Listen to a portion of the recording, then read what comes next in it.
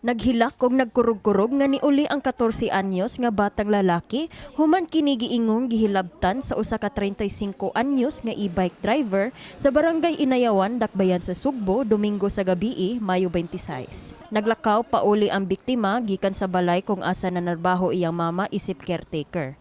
Sa dihang kalit siyang giduol sa suspetsado o gipugos nga mukuyog paingon sa ngit-ngit nga lugar. Actually, based on the account of the victim, no, minor, di lang nato isulti pangalan.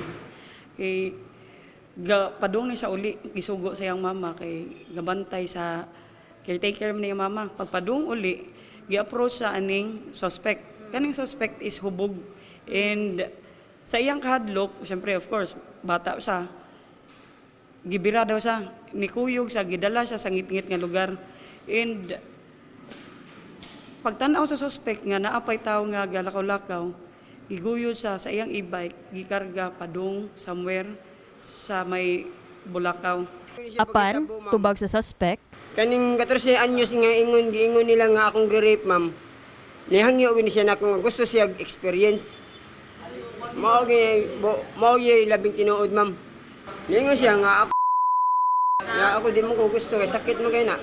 bisan pa man sa pagpangatarungan sa suspetsado, walay kabutangan ang kalagot nga nabati sa pamilya sa biktima. PUG driver ko niya, pag abot ko mauna na hitabo okay bawon say kuan nga na. Nisaba man to si John kuan sir, imong anak sir. Ni sa imong sa inahan sir. Oh, sumbong siya kay ana gibuhat daw.